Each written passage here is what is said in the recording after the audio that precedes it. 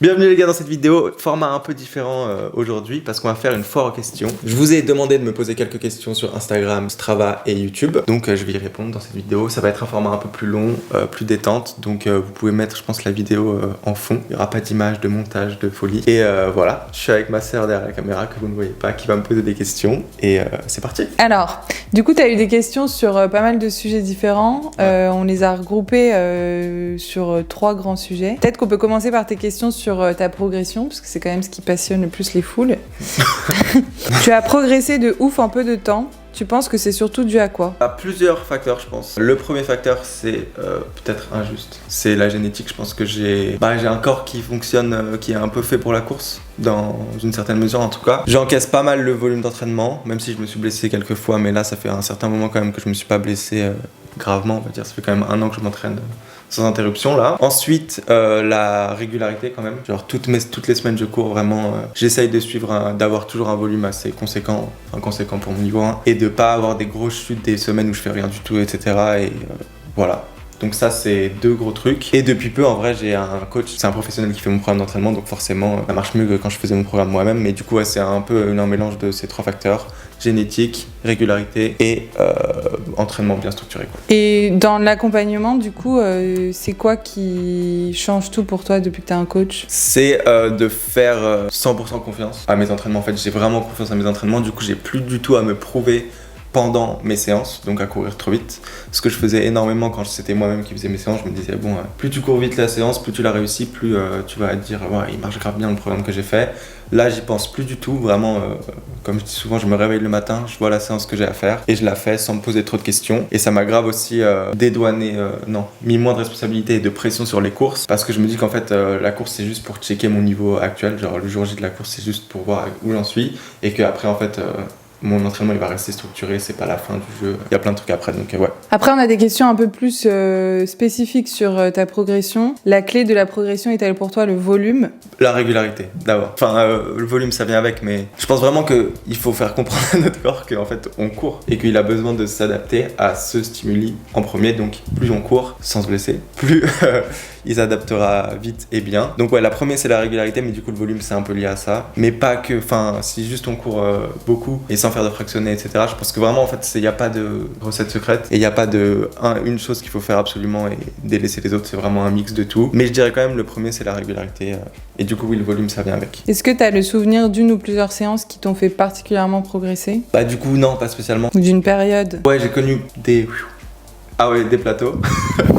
Mais je dirais, en fait c'est plus tu fais de séances dans ta semaine, plus tu peux faire de séances dans ta semaine, plus tu progresseras forcément.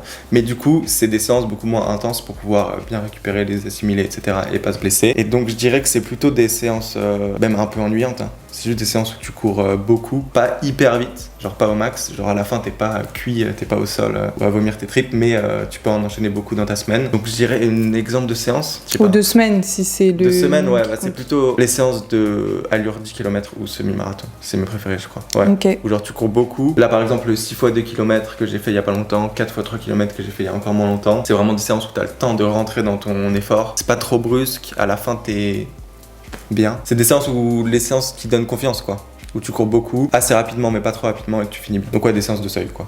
Ok, on en a 2 qui se rejoignent un peu aussi. Il y a comment est-ce que tu évites les blessures maintenant et quel renfort tu fais et à quelle fréquence? Comment j'évite les blessures? Un truc, ça rejoint la régularité, c'est que mon corps il est habitué à courir maintenant. Donc je pense qu'il y a des muscles, des tendons, des articulations qui ont été hyper renforcés avec ce stimuli régulier. Augmentation du volume et de l'intensité progressive. Ça c'est grâce au coach, hein, parce qu'avant j'étais pas très fort, je me blessais pas mal. Mais donc il y a ça et le renforcement que je fais. Mais j'ai l'impression qu'on met on le glorifie un peu ce mot renforcement musculaire, mais si vous me voyez le faire, honnêtement vous allez rigoler, hein, je suis juste...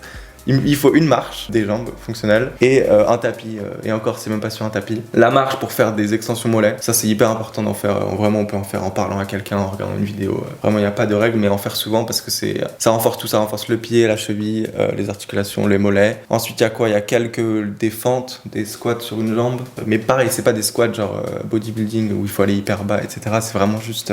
tu te baisses, tu te relèves pour un peu comme en course quoi. Et après les points faibles, moi j'ai un peu un point faible ischio qui a tendance un peu à lâcher rapidement. Et ça, si on vous montre, C'est ma sœur qui me tient les chevilles derrière, c'est le Nordic Curl. C'est genre, ça s'appelle comme ça. Tu te mets sœur dans le dos. Sœur dans le dos, très important. Absolument, oui, c'est pas pour la sœur. Elle te tient les chevilles et en gros, toi, tu dois baisser. Donc là, il y a la sœur. Tu dois te baisser, retenir la chute et quand t'es très fort, remonter. Mais moi, je suis pas assez fort pour ça. Donc juste ralentir la chute le plus possible et c'est l'exercice qui stimule le plus les ischios et qui les renforce le plus. Ensuite, il y a quoi d'autre? Les fessiers. Donc là, on se met par terre. Bref, c'est des exercices de fessiers, de chevilles, de mollets, d'ischio. C'est vraiment renforcer les points faibles, quoi. Okay. Et ça, allié à la régularité et à l'augmentation progressive du volume, c'est la clé pour pas se blesser. Je dis ça, je vais me blesser dans 2 mois, c'est sûr. Quelle est ta rotation de chaussures et pourquoi est-ce que tu fais ces choix-là? J'ai 3 chaussures d'entraînement et une de compétition. Une chaussure pour les footings vraiment en récupération après les grosses séances, c'est Puma, les noms ils sont galères, mais Puma Mag Max. Genre elles sont vraiment hyper maximalistes, genre big quoi. Elles sont hyper confort, je les mets uniquement pour ça. Ensuite j'ai des chaussures un peu plus complètes, les ASICS Nova Blast 4. Avec ça je fais les footings normaux, genre quand je me sens bien quoi. Et je peux faire des sorties longues avec, ou même où on court un peu vite parce qu'elles sont assez dynamiques pour des chaussures sans plaques carbone. Et ensuite pour les grosses séances où j'ai envie d'avoir des plaques carbone, des chaussures carbone, je mets les Puma Deviate Nitro Elite 3. C'est mes chaussures préférées all time je pense. Elles sont incroyables, vraiment incroyables. Elles sont confortables mais elles vont vite, elles rebondissent énormément, elles protègent les muscles. Enfin c'est incroyable, vraiment bien. Et j'aimerais bien que ce soit mes chaussures de course aussi. Au passage. On a une question qui est un peu plus inspi aussi et qui va faire une belle transition avec la suite. Comment est-ce que tu te renseignes sur la course à pied? C'est quoi les contenus que tu regardes, que tu lis potentiellement? Bonne question, purée. Bah maintenant que j'ai un coach, beaucoup moins, j'avoue. Mais quand je faisais moi-même mes séances, podcast, vidéo, surtout sur internet. Hein. Tu peux dire lesquels? Podcast, Runwise Podcast. Vraiment, j'ai saigné tous les épisodes, je pense, 2-3 fois. Toutes ces vidéos, pareil. La théorie, il y a quoi? Il y a Running Addict en vrai. Et des vidéos, moi j'aime bien les vidéos en anglais, enfin américaines, anglais. Je regarde surtout ça sur YouTube, donc c'est surtout, je m'informe vraiment plus sur internet. Mais maintenant, honnêtement, plus besoin. Maintenant, je sais même pas trop quoi. Bah, tu regardes peut-être plus des contenus divertissants maintenant. Enfin, Maintenant, je regarde plus des trucs beaux. Ah, en mode genre vidéo, quoi. Cinématographie, liée à la course à pied. Ok. Enfin, je sais pas comment dire. Ouais. Esthétique, quoi. Ok. Peut-être on peut passer à tes objectifs maintenant, puisque pareil, il y a eu pas mal de questions à la fois sur les distances et les chronos. Ouais. T'as eu une question plutôt sur le long terme. Quels sont tes objectifs moyen-long terme en course à pied? Et plein de questions qui te demandent si un jour tu vas faire un marathon, voire si tu vas en faire un l'année prochaine. Bah, l'objectif ultime, c'est le marathon. Je pense que tout ce que je fais depuis le début, c'est pour faire un marathon. Enfin, je vais pas faire 10 km toute ma vie, honnêtement, c'est pas le kiff ultime. Et j'ai envie de vivre les émotions d'un marathon de fou, mais j'ai envie de réussir mon premier marathon. Ah, du coup, t'attends le bon timing. J'attends le bon timing et j'attends surtout d'aller progresser assez. Et je sais pas si c'est vrai à 100%, mais on dit souvent qu'on progresse énormément quand on prépare des 10 km et des semi-marathons. Donc pour l'instant, je me cantonne à ça, mais l'objectif final, évidemment, c'est de faire un marathon, de réussir un marathon. Quand j'étais à Berlin là avec Rémi et que j'ai regardé des gens courir, mais je me suis dit, wow, les émotions quand tu passes à la ligne d'arrivée, que tu as réussi ton objectif et tout, ça doit être incroyable. Donc je sais pas quand je vais faire mon premier marathon, je sais pas quel objectif je vais viser pour mon premier marathon. Dans ma tête, il y a le 2h30 quand même. J'aimerais bien, oui. Même si j'arrive pas au premier marathon évidemment, hein, parce que c'est fort probable de pas y arriver, de pas réussir son objectif pour son premier marathon, mais j'aimerais viser 2h30 sur mon premier marathon. Donc je pense que c'est dans 2 ans, quoi, pas avant. Même si j'aimerais bien en faire un pour les émotions, etc. Mais ouais, dans 1 an et demi, 2 ans. 2026. Je pense, ouais. Ah ouais, purée. Donc restez connectés. Abonnez-vous parce que c'est un investissement. Et okay. Je sais pas lequel faire, ça c'est une vraie question aussi. Quel marathon faire? Genre il faut pas commencer par un trop plat, trop genre réputé pour être hyper plat, hyper rapide, parce que sinon après tous les autres ils te paraissent vraiment compliqués alors qu'ils sont normaux. Donc je pense commencer par Paris, en vrai. Donc Paris 2026 en vrai ça peut être un rendez-vous. Allez. Et au-delà du marathon qui est vraiment le goal ultime, t'as eu pas mal de questions sur les autres distances, donc notamment sur le 10 km. T'as une question qui te dit au vu de ta progression assez folle, jusqu'où tu te vois aller au niveau chrono sur un 10K, genre sub 30? Je pense que si je m'entraîne, je continue de m'entraîner, donc je continue de kiffer la course à pied, etc. Et que mon corps il veut bien, il y a moyen. Mais dans très longtemps, dans genre 5-6 ans. Parce que c'est vraiment. Donc marathon first, malade. Oui, clairement. Oui, clairement, parce que l'équivalent de 30 minutes sur 10 km sur marathon, c'est genre 2h15, 2h20, je pense. Ouais. Ok. Donc je pense que si mon corps il me laisse continuer de courir et que j'aime encore courir, que je suis prêt à investir beaucoup de temps, d'heures et de kilomètres, il y a moyen. Genre j'ai peut-être la génétique pour. Mais il faut voir, il y a plein de facteurs. Oui. Ok. Et mon chrono rêvé, sur toute distance confondue, je viens d'inventer la question là. Peut-être. Ouais, mais. J'avoue, c'est forcément sur marathon du coup. Honnêtement, 2h30 pour l'instant.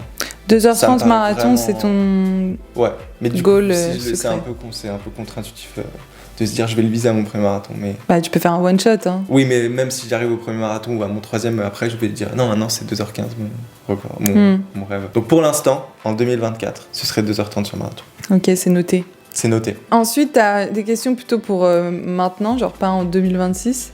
C'est quoi tes prochains objectifs après le semi et du coup tes courses objectifs pour 2025? Après le semi-marathon de Boulogne, course officielle, j'ai le 10 km de la Tour Eiffel en mi-décembre. Là, je vais être très fatigué parce que j'aurai enchaîné semi-marathon, 5 km sur piste, un peu dans mon coin. Donc je vais arriver sur le 10 km vraiment cassé en deux, quoi. En un mois, je vais faire 3 courses où je suis censé donner mon max. Mais j'aimerais bien viser peut-être un peu mieux que 34-55 qui est mon record actuel. Un petit record. Ouais. Genre, je suis fatiguée, je fais mon record. Ouais, parce que j'ai vraiment progressé, je pense, depuis 2 mois là, donc... Il y a moyen, mais un peu profiter, c'est quand même la fin d'année. Là, le gros objectif actuel, c'est quand même le semi de Boulogne. Et après, c'est plus finir l'année. Bonus, quoi. Ouais, bonus. Et en 2025, on est déjà en 2025. C'est chaud. Ouais. Ce serait un semi-marathon, un 10 km semi, quoi. Pas de surprise, mais... Un check début d'année, en mars, je vais faire le semi de Lille, s'il y a encore des places. Et quelques 10 km, etc. Mais bon, il n'y a pas trop de suspense, parce que si je fais pas de marathon en 2026, ce sera juste trop de distance, quoi. Oui, mais tu pourrais, je sais pas, faire des trails. Non, merci, mais non. Et après, il y avait des questions, je trouve qu'elles sont marrantes, même si, enfin, moi je connais la réponse, mais peut-être que vous non, en fait. Est-ce que tu as des objectifs professionnels en running ou est-ce qu'une qualif au championnat de France 10K est prévue? Prévu, attendez, objectif professionnel, non, enfin, vraiment, j'ai pas le niveau. Hein. On se rend pas compte du niveau professionnel pour faire ça, mais j'ai des objectifs, intéressants, professionnels liés au running. Parce que je fais des vidéos du running. Et donc j'aimerais bien vivre des réseaux un jour, enfin de mes vidéos et de mon travail que je fais sur internet, d'une manière ou d'une autre. Et donc forcément c'est lié avec à la course à pied vu que je fais de la course à pied. Mais jamais je serai professionnel. Tu seras pas athlète quoi. Ouais, non, voilà, je serai pas athlète niveau professionnel. Enfin, commencer à 21 ans, ça m'étonnerait. Oui, c'est un peu tard peut-être. C'est un peu tard, même si je progresse hyper grave. Il y a des gens à 23 ans, ils font 28 minutes. Donc, et puis peut-être que... Loin, quoi. T'as aussi un truc d'envie quand même, non? Enfin, je sais pas, genre là, toute ta vie, elle est un peu régie par la course à pied, mais pas du tout au même niveau qu'un athlète, quoi. Et pas du tout au même niveau qu'un athlète, et surtout pas de la même manière. Genre un athlète, il s'entraîne, tu vois, il vit entraînement. Moi, je m'entraîne 1 fois par jour maximum. Et solo. Solo. Et surtout, moi, ce qui me fait kiffer, c'est... la création de contenu autour de la course à pied. J'adore la course à pied, je suis passionné par la course à pied. J'ai envie de progresser énormément, mais c'est les deux liés en fait, c'est la création de contenu et la course à pied que j'aime, pas que la course à pied. Même si j'ai envie de progresser énormément et que je suis hyper passionné. Et donc, autre question était, oubliée. Les championnats de France du 10 km. À fortiori, c'est ça qu'on dit? Ouais, mais t'es pas obligé de faire le... Ouais. Le chrono pour 10 km pour aller au championnat de France sur 10 km, c'est 34 minutes 15. Je pense y arriver dans l'année en vrai. Voilà, karma qui arrive là. Pas 2024, 2025. Mais pour ça, il faut être adhérent d'un club. Et je n'ai aucune envie de faire partie d'un club d'athlétisme. Genre, j'adore courir dans mon coin, la plupart du temps tout seul ou avec quelqu'un qui suit à vélo. Je m'entraîne très rarement avec des gens en fait. Donc, oui, voilà, donc pour ça aussi, non. Tu voudrais pas être pro, non? Je sais pas. Ouais, il y a moyen aussi. Ouais. Donc, pas spécialement de championnat de France. Enfin, c'est pas possible sans licence, quoi. Ok, t'es insociable, quoi. Je suis associable. Hop, courte interruption dans votre programme foireux qui est cette foire aux questions pour vous informer que la marque de vêtements de course à pied Sensus sort la V2 de son cuissard qui ne remonte jamais. J'ai reçu énormément de questions sur le cuissard que vous voyez actuellement à l'écran. D'où vient-il? Est-il confortable? Où puis-je me le procurer? Ce cuissard, c'est selon moi le meilleur du marché niveau qualité-prix, en plus d'être le plus stylé. Sérieusement, regardez comme il est trop stylé. Et à l'heure où je vous parle, on est à moins d'1 jour de l'ouverture des précommandes de sa deuxième version. Alors si vous voulez être sûr de vous le procurer avant qu'il soit plus en stock, inscrivez-vous sur la liste liste d'attente. Vous trouverez le lien en description et dans le premier commentaire épinglé. Et en plus de ça, si vous vous inscrivez, vous bénéficierez d'un tarif préférentiel, donc c'est le top du top. Petite précision qui a son importance, c'est pas un placement de produit, c'est juste que la marque Sensus, en plus d'être une super belle marque, elle a toujours été hyper sympa avec moi en m'envoyant certains de leurs produits sans rien demander en retour. Donc je me voyais pas ne pas les aider quand ils m'ont gentiment demandé de vous informer que la V2 de leur cuissard sortait le 16 novembre. Franchement, allez checker la marque si vous connaissez pas, même si c'est pas forcément pour le cuissard en question. Elle est vraiment trop bien cette marque, hyper responsable, etc. Donc voilà, je vous mets les liens en description et puis maintenant on peut reprendre notre foireuse FAQ. Et du coup, peut-être qu'on a déjà la réponse, mais on avait une question qui est des envies de partir en altitude cet été pour faire un stage type Font Romeu, je connais pas perso, à organiser avec quelques personnes de ton niveau, ça peut être un super projet. Et même si c'est pas ça, est-ce que t'aimerais à un moment, tu vas faire un espèce de bootcamp, stage? Alors grave, ça par contre. Ok. Genre je crée mon club d'athlétisme. Contredire en 2 secondes. Non, mais j'aimerais bien faire ça, un stage running. Et en altitude, c'est smart vu que c'est un peu la hype en ce moment. Enfin, oula. C'est prouvé que c'est hyper bien. Ouais, c'est une super bonne idée en vrai. Genre, je loue un chalet ou je sais pas quoi et j'invite des gens. Oh, hyper bonne idée. Mais cet été, pourquoi pas. Bah, c'est peut-être un peu short. Ça s'organise, ouais. Mais c'est une super bonne idée, putain. Tu pourras dire merci à Grégoire. Merci Grégoire. Ouais, très bonne idée, mais même pas forcément en altitude en fait. Oui, non mais genre, voilà. On peut aller à Annecy, tu vois, Annecy c'est cool. Enfin, il y a vraiment juste la montagne à Annecy. Non, mais au lac. Oui. C'est déjà pas... Oui, c'est pas le niveau de la mer, c'est le niveau du lac, du coup. Ouais. Waouh. Mais oui, très bonne idée, un stage de running, je serais très chaud. Très très chaud. Ah, mais c'est une super idée, je vais la noter magnifique. Dans un coin de ma tête. Merci Grégoire. Peut-être on peut passer à la deuxième partie du coup qui est un peu moins spécifique course, mais plus toi en tant qu'influenceur après tout. Oh là là, l'affaire. Homme de réseau. Il y a eu pas mal de questions sur comment est-ce que tu t'organises en réalité autour du sport et de ta vie pro-privée. Comment parviens-tu à allier course à pied et vie privée sociale? Course à pied et vie privée, oh, ça va ça. Enfin, je suis pas en live non plus à H24 quand je cours. Vie sociale, ça c'est un peu plus galère parce que j'ai un peu un tempérament d'être addict. T'as des lubies. Ouais, j'ai des lubies. Bah, c'est moi. Non, c'est pas sympa, ouais. Non, en fait, je suis très mono-centré. T'es monomaniaque. D'accord. Encore pire que Luby. Je suis très... Enfin, genre, quand j'aime un truc, je le fais à 1000% et du coup, je l'optimise aussi à 1000%. Genre là, la course, je suis en mode full focus sur la course. Du coup, par exemple, je sors pas. Je fais pas de soirée, alcoolisée en tout cas. Et je suis très en mode, il faut que j'optimise ma récup, etc. Je suis chiant, on peut le dire. Oui, c'est ce que Roxane, elle demandait. T'as changé quoi dans ton quotidien depuis que la course est devenue ta prio? Peut-être comme ça, c'est plus facile. C'est beaucoup mieux comme question. Ouais. Du coup, comme je l'ai dit, j'optimise quoi. Donc quand je me réveille le matin, je me dis quand est-ce que je vais courir. Quand je me couche le soir, je me dis est-ce que je vais assez dormir. Quand je mange, je me dis il faut que je mange énormément. Donc vraiment, je suis très focus sur la course. Ça répond pas du tout à la question. Ce que t'as changé depuis, c'est que maintenant, il te faut X heures de sommeil. Maintenant, il me faut 8 heures de sommeil. Il faut beaucoup que je mange. L'entraînement dans ma journée, quand c'est une séance, en tout cas, c'est vraiment le truc de ma journée. Notamment, en plus, quand je dois filmer, quand il y a quelqu'un qui doit prendre de son temps pour filmer, etc., à venir. Donc, c'est une grosse organisation. Grosse organisation. Personne, hein. Mais donc, ce que j'ai changé, c'est ça. J'ai changé ma priorité, quoi. Et en même temps, c'est la question. Ok, oui.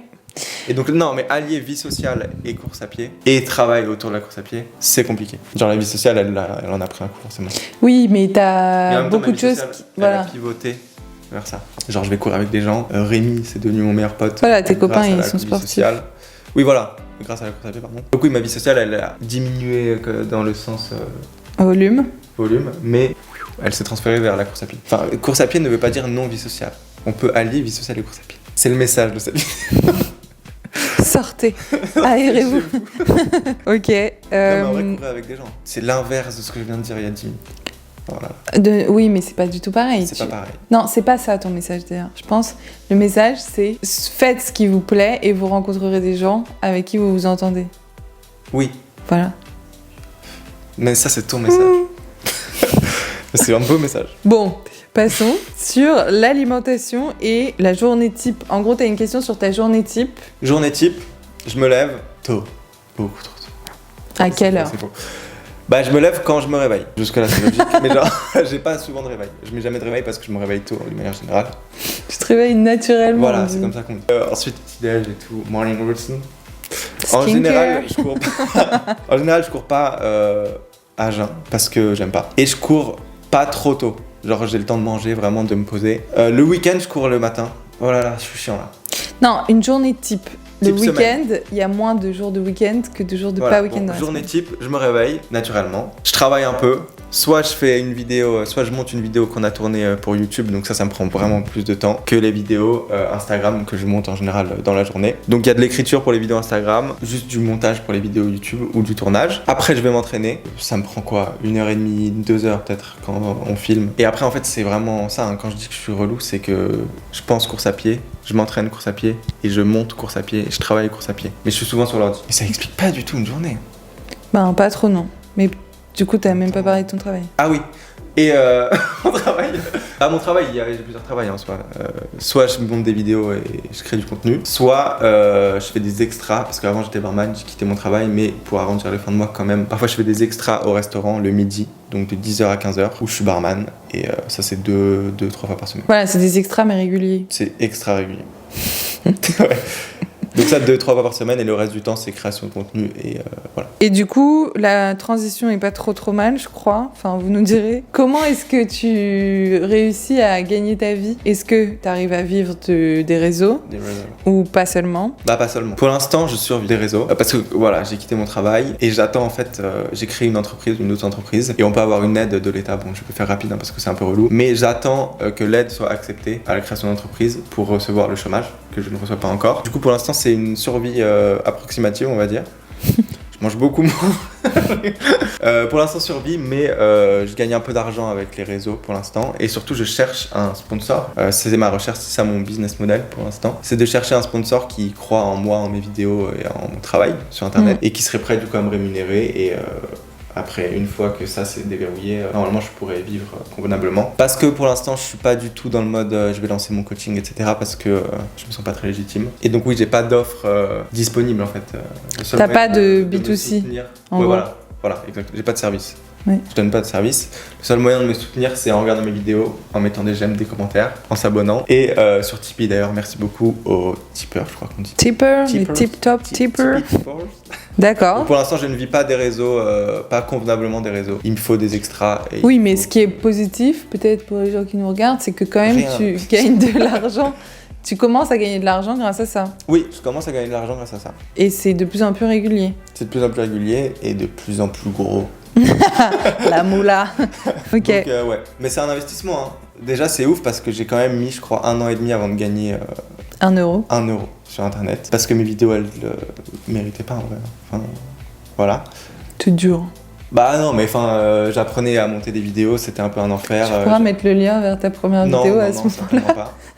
J'apprenais à raconter des histoires, storytelling, tout ça, et à trouver ma niche parce qu'au début je faisais de la muscu. Maintenant, ah oui. Ah oh là là, transition. Oh waouh. C'est vraiment une bifurcation pas prévue, mais on a eu quand même une question sur nostalgique qui se demande si tu es encore un athlète hybride ou si ce n'était qu'une mascarade. C'était pas une mascarade. Vraiment, j'ai aimé faire 1 an de musculation, me transformer physiquement. Ça m'a apporté plein de choses dans ma vie. Mais plus maintenant. Ça m'a apporté de la confiance en moi, mais maintenant, plus besoin. Tu t'es lassé. Hop, maintenant j'ai un boulard. J'ai un boulard, les gars, les filles, vous les voyez pas, mais c'est... Non, mais maintenant, ça m'a lassé et j'ai découvert la course à pied. Et depuis, je suis en relation avec la course à pied monogame. Fidèle. C'est plus possible, ça m'intéresse plus trop quoi. Et comme on le dit, même si c'est totalement faux, 1 kilo de poids de corps, je crois que c'est 10 secondes au kilomètre. C'est totalement faux, mais voilà. Ah, plus t'es léger, plus tu vas vite. Oui, mais c'est faux. Enfin, je pense que c'est un peu faux. Faut faire attention parce qu'après, il va y avoir. Manger, les amis, manger. Voilà.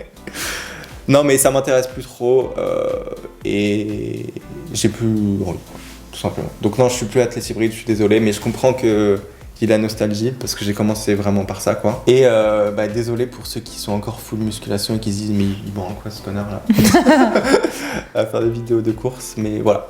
Non. Et donc sur les réseaux, mais peut-être un peu spécifique influenceur, je suis désolée, j'ai pas d'autres mots. Créateur de contenu. Créateur de contenu. Yeah. On a eu plusieurs types de questions qui sont assez chouettes, je trouve. Il y a quelqu'un qui demande qu'est-ce qui t'est arrivé de plus fou grâce au réseau ou via les réseaux depuis que tu t'es lancé? Bah, on y a réfléchi hier, on va pas vous mentir. Très drôle la question déjà. Merci Hugo. Merci Hugo. Le plus fou, enfin ce qui me serait pas arrivé si j'avais pas commencé des trucs sur les réseaux, c'est d'avoir été invité pendant les JO à la Puma House. Donc encore merci Puma. Et en gros, c'était une maison, enfin un hôtel privatisé par Puma, où genre tous les athlètes pros, hein, donc vraiment de toutes les nationalités, ils venaient pour se détendre et tout. Il y avait des piscines. Et donc j'ai vu plein d'athlètes, genre Pascal Martino-Lagarde. On a fait un basket piscine avec Pascal Martino-Lagarde. Il y avait plein de gars avec leurs médailles, ils venaient prendre des photos à côté de la piscine et tout. Donc nous on les voyait, enfin c'était un délire. Il y avait le gars qui faisait du saut en hauteur là, l'italien, un peu BG. Gianmarco, je sais pas quoi, Tamberi. Je sais très bien. J'ai vu Marcel Jacobs, le gars qui sprint italien, pareil. J'ai pas vu Armand Duplantis parce qu'il était pas là, mais enfin il avait déjà gagné, il était parti. Mais un truc de ouf, vraiment. Donc ça c'est le truc le plus fou qui me serait jamais arrivé si j'avais pas commencé sur les réseaux. Mais le truc le plus impactant dans ma vie, c'est d'avoir rencontré Rémi. Oh, c'est mignon. Tu peux le dire plus fort. Bah non, mais en gros, j'ai commencé, c'était au tout début, hein. Et il regardait mes vidéos, mais un peu à la one again, je crois. Et il voyait que je courais énormément dans les endroits où lui, il courait. Et il m'a envoyé un message, mais pépite, le message, de toute façon, Rémi, il est pépite. C'est, mec, si tu mènes une enquête sur moi, pas besoin de m'espionner. Je peux juste répondre à tes questions, parce que vraiment, je courais tout le temps autour de chez lui, enfin, des endroits... Tu lui tournais autour, quoi. Ouais, je tournais autour. Ouais. Et donc maintenant, on s'est rencontrés, et vraiment, un coup de foudre amical, incroyable. C'est la bromance. C'est la bromance, ouais. Donc ça, c'est le plus fou dans ma vie, en tout cas, ce qui a eu le plus d'impact dans ma vie. Oui. Parce que, oui, le plus d'impact, en fait, c'est les rencontres, en vrai. Voilà. C'est vraiment, ça manque de conclusion. Ça manque de conclusion. Mais... oui, c'est les romances. Les rencontres. Les rencontres, Justine pareil qui fait des photos trop fortes, Ethan incroyable. Vraiment j'ai de la chance, j'ai un support système autour de moi. Incroyable. J'ai ma famille, mes amis du coup maintenant. C'est vraiment incroyable, c'est grâce à eux. Hein. Donc moment d'appréciation, on les remercie tous parce que sans eux il n'y aurait pas les vidéos. Gratitude. Elle serait beaucoup moins bien. Zen life. Pas trop. Franchement c'est ça le plus fou, les rencontres. Oui, parce que peut-être que t'as un truc de... Au début, t'étais un peu solo dans ton truc. Plus, t'as pas d'argent qui rentre, en vrai. Ouais, donc t'es seul et seul, quoi. Mais dès que tu deviens riche, en fait, les gens viennent autour de toi. Riche, oui. Non, mais et au fur et à mesure, c'est ça qui est cool aussi, c'est que d'un projet perso, oui, ça tu devient vois, un projet un peu de groupe. Même dans la vraie vie, que ça fédère autour de toi, genre. Ouais, les gens que je croise même, c'est incroyable. Hier, je courais au Bois de Boulogne, sale. Non, mais hier, en vrai, Quelle rencontre. Rencontre. Non mais on a fait un run de groupe, enfin une course de groupe, c'est trop bien, les gens trop sympas, après on allait boire un café et tout. Et après je rentre à ma voiture et je croise un gars qui me regarde et je lui souris et il me dit t'es génial mec. Genre juste ça c'est trop chou, genre et je dis non mec c'est toi qui es génial. Donc non, voilà, les rencontres des gens dans la vie, dans la rue, voilà les rencontres. Ok. Bonne conclusion ou c'est pas assez bon? Ça va, ça passe. Et on a une question qui est assez chou, qui est ça fait quel effet... Attends, parce que j'ai pas la formule exacte, mais en gros, quelle sensation ça fait d'être un peu connu? Un peu, hein. Mais ouais, un peu. Chouïa. Connu à Boulogne, hein, c'est tout. Dans le Bois de Boulogne. Glauque d'ailleurs. Bah c'est drôle, mais en fait c'est cool parce que ça part d'une passion. Genre quand t'es connu parce que t'es apparu dans la télé-réalité, c'est pas ouf je pense. Genre quand t'es connu, pardon. Ouais. Gratos. Pardon à tous les télé-réalisateurs. Mais quand t'es connu parce que t'es passionné et que tu fais passer, enfin que tu promeus ta passion, bah c'est que des gens passionnés ou au moins intéressés par ce que tu fais et par la course qui te rencontrent, donc forcément c'est bien, tu vois. C'est quoi la sensation quand les gens ils te reconnaissent? Ça te fait plaisir? Bah oui, ça me fait plaisir, ouais. Genre, bah ouais, mais en même temps, c'est un peu spécial comme sensation. Genre, tu te dis, ah, cool, j'ai fait un truc qui... En fait, ce que tu trouves cool, c'est pas qu'ils te reconnaissent, c'est qu'ils sont trop choux. Ouais, voilà. Tous. Ouais. Que c'est que des gens cool. Elle sait parler aux abonnés. Non? Bah oui. Non, mais c'est vrai, parce que tu pourrais être reconnu par des gens... Enfin, là, on va se faire des ennemis. Qui sont pas... qui sont pas hyper... je sais pas, sympas, détendus, avenants. Non, voilà. Mais c'est ça en fait, c'est que j'ai jamais eu de message de haine ou alors je les ignore peut-être. Mais bon, j'ai vraiment rarement eu des messages en mode courageux. Et du coup, quand je rencontre des gens dans la vie ou quand des gens ils me disent ah salut etc. Bah forcément j'arrive avec le smile et tout. Enfin c'est forcément good vibe. Donc c'est voilà, donc t'es content de voir que comme sur les réseaux, ta communauté dans la vraie vie en gros, c'est des gens sympas. Mais si tu veux, tu prends ma place hein, parce que tu réponds pour moi. Non. Mais t'as des très bonnes réponses. Non mais c'est vrai, imagine, bon je te le souhaite pas, mais un jour dans la rue t'as quelqu'un qui te parle mal, ça doit être horrible. Ah oui, oui. Et tous ceux qui sont hyper connus, ils le disent, genre en vrai c'est ouf, j'ai la meilleure communauté, vous êtes trop sympa dans la vraie vie aussi et tout, mais ça se vérifie, voilà. Ok, bonne conclusion. Et ensuite, on a eu des questions un peu plus techniques, genre sur ta chaîne, comment tu fais ton contenu et tout. Donc il y a des questions sur le matos, ce que tu utilises pour filmer tes vidéos. J'utilise Canon G7X3, Canon. Ouais, je crois vraiment qu'on dit Canon. Pardon, mais il est Canon. C'est un appareil photo type log qui est cool. Bon, pas optimal, hein, clairement, il est souvent flou. Les gens me disent que ça donne un style, mais c'est juste flou. Hein. Clairement, j'aimerais upgrade, mais c'est très bien pour ce que ça fait. Les micros, c'est DJI. Oh là là, très français dans ma prononciation. Et là, maintenant, récemment, grâce à mes amis, à mon anniversaire, j'ai reçu le support system. Un stabilisateur qui change pas mal la donne parce que c'est vrai qu'on avait souvent le vomito quand on regardait mes vidéos parce que ça faisait et là normalement ça le fait plus parce qu'un stabilisateur qu'on apprend encore à prendre en main, pas non plus le top pour l'instant mais on apprend petit à petit et ça change pas mal. Ensuite comment je monte mes vidéos sur un ordi, un Mac Premiere Pro et beaucoup d'heures de travail. Et les yeux rouges. Les yeux rouges, du café.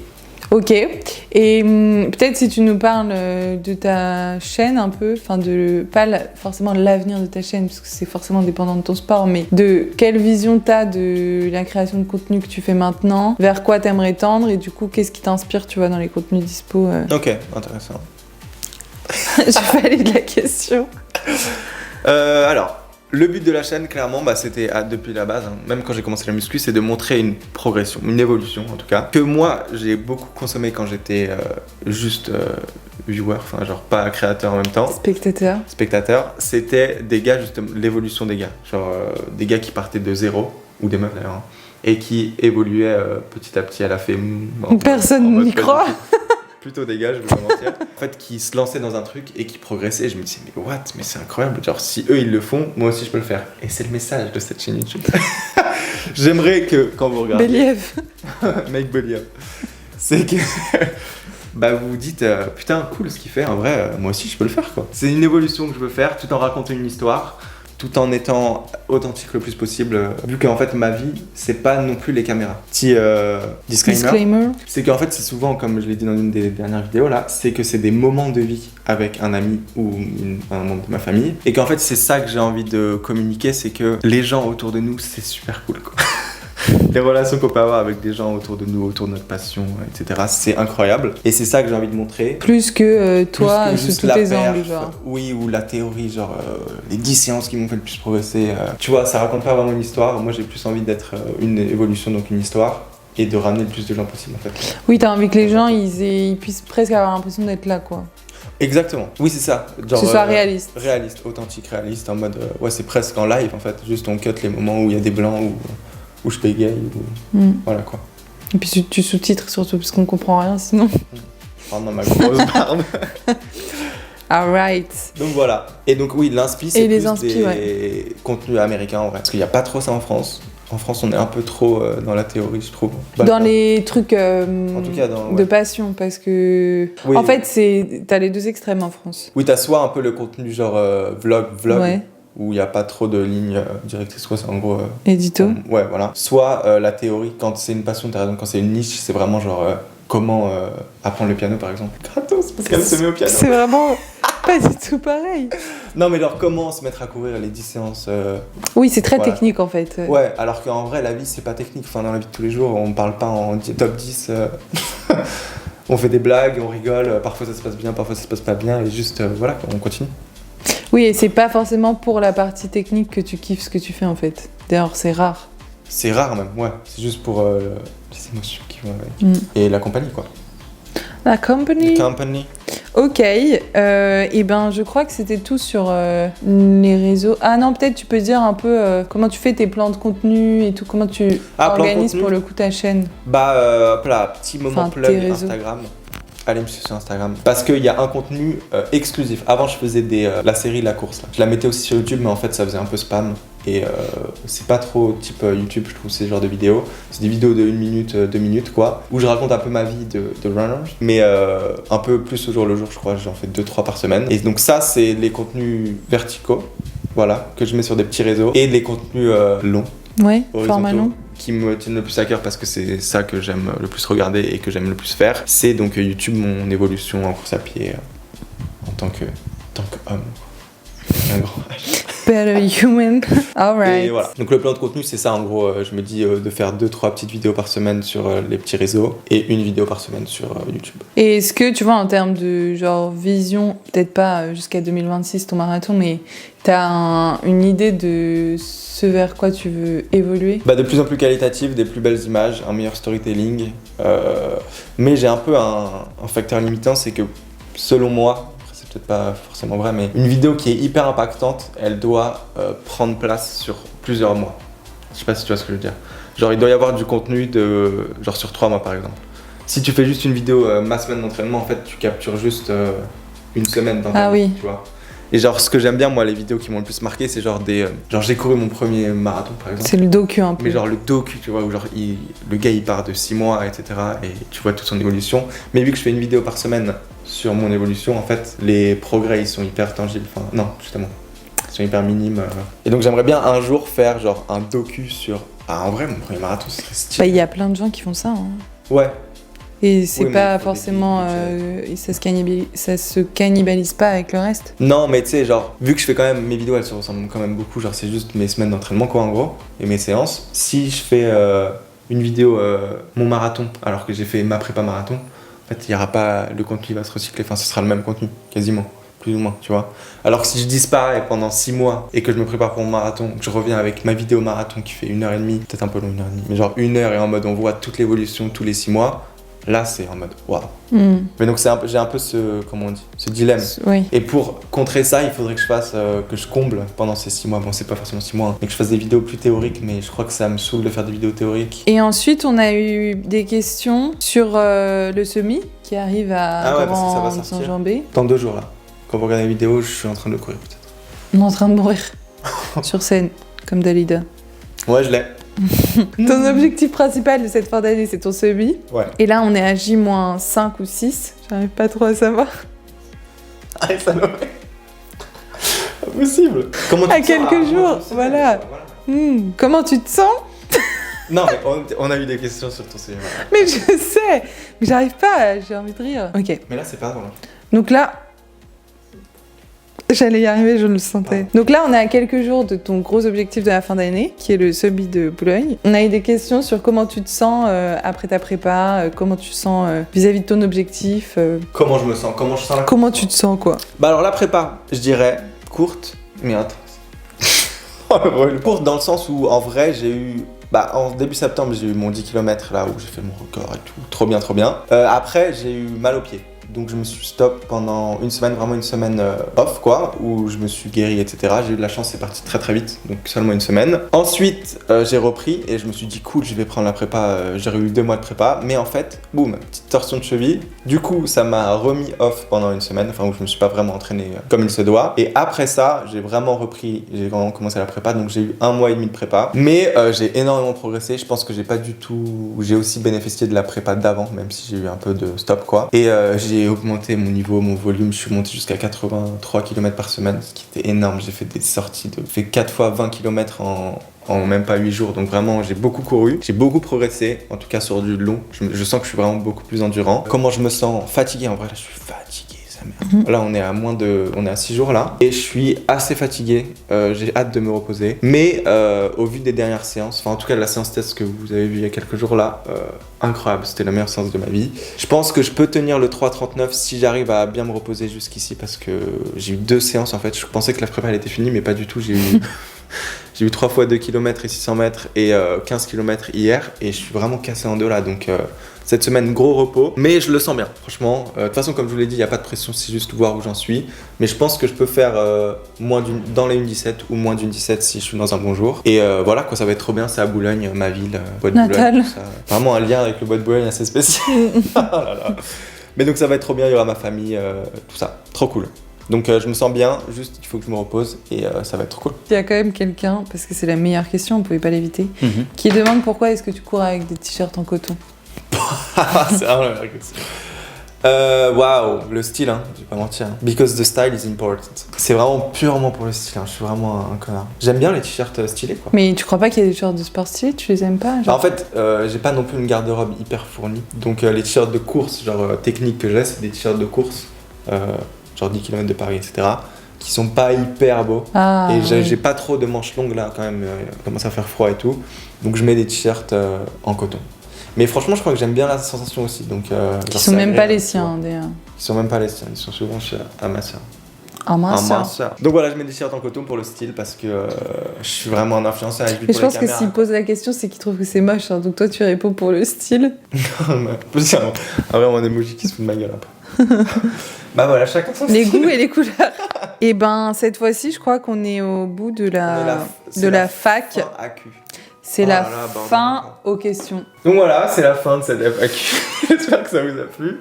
On refait la conclusion parce qu'on n'est pas très concluant. Si vous avez d'autres questions dans les commentaires de sujets qu'on n'a pas abordés, n'hésitez pas à les mettre. J'espère que ça vous a plu, c'est un format un peu différent, que vous avez appris un peu plus à me connaître. Parce que c'est vrai que je me suis rendu compte, je parle beaucoup dans mes vidéos, mais non, pas tant que ça en fait. Je me suis rendu compte que je viens de me contredire, mais en fait, on me voit souvent courir, je parle de la séance, etc. Toujours, je présente la séance, mais je dis, ah ouais, le premier intervalle, je l'ai grave bien senti et tout, mais je parle jamais de ma vie. Oui, on sait pas trop quelle personnalité t'as. Donc, très introverti. Ok, pas en thérapie. Voilà, donc j'espère que ça vous a plu, que vous avez pris un peu plus à me connaître. N'hésitez pas à liker la vidéo, à mettre des commentaires pour le soutien, pour l'algorithme, tout ça. Pardon pour le doigt d'honneur. À vous abonner, c'est le plus important. Il y a plein de gens qui sont pas abonnés, c'est le discours de youtubeur de base, mais vraiment, je crois qu'il y a 25% des gens qui regardent la vidéo qui sont abonnés. Tu dis Donc, ça avec ton micro à 2 mètres de toi. Hein, donc... Abonnez-vous à la chaîne. Abonnez-vous à la chaîne. Road to 10 000 abonnés. On est en 2012. Mais voilà. Et merci pour le soutien, pour les commentaires. C'est incroyable. Que des bons commentaires. Tout le monde dit, ah, trop cool les vidéos et tout. C'est trop sympa. J'attends les premiers haters parce que, quand même, le dicton, c'est quand t'as pas de haters, c'est que t'es pas encore assez dans le game. Donc n'hésitez pas à m'insulter dans les commentaires. Gratuit. Et voilà, j'espère que la vidéo sur le semi, elle va vous plaire. C'est quand même la plus importante quoi, de la chaîne. Après tout. Et que je vais faire un bon temps, que je vous rencontrerai peut-être là-bas. Il y a pas mal de gens qui vont le faire, donc voilà, trop cool. À bientôt sur la chaîne, ou sur la vie, dans la vie, sur les courses, sur les entraînements, au Balboulan. Et voilà, à bientôt dans une prochaine vidéo quoi. Bisous. Et merci Salomé d'avoir posé les questions. Ah, mais de rien, avec plaisir.